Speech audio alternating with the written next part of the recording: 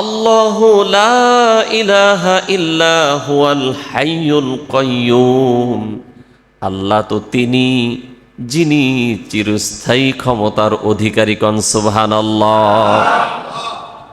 আমার আল্লাহ রাব্বুল আলামিনের ক্ষমতা অতীতে যেমন ছিল বর্তমানে ঠিক তেমনই আছে, ভবিষ্যতেও তেমনই থাকবে।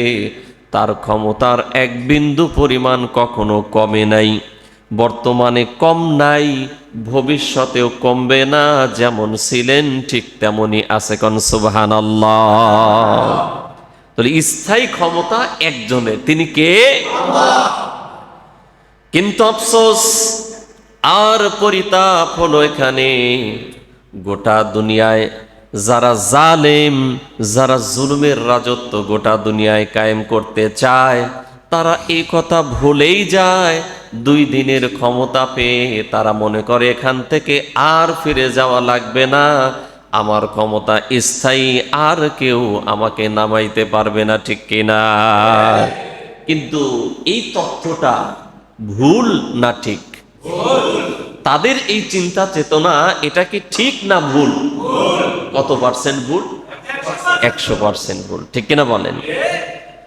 কারণ এই পৃথিবীতে কারো ক্ষমতা স্থায়ী না, কোনো মানুষ স্থায়ীভাবে বসবাস করতে পারবে না, পারে নাই, পারছে না, পারবে না। কিন্তু জালেম যারা, তারা ভুলেই যায়। এই জন্য আল্লাহ যুগে যুগে অসংখ্য জালেমকে এমন লাঞ্ছনা গঞ্জনা দিয়ে বিদায় করেন, আর মানুষগুলিকে শিক্ষা দেন, দেখে শিখে নাও। ঠিক কিনা?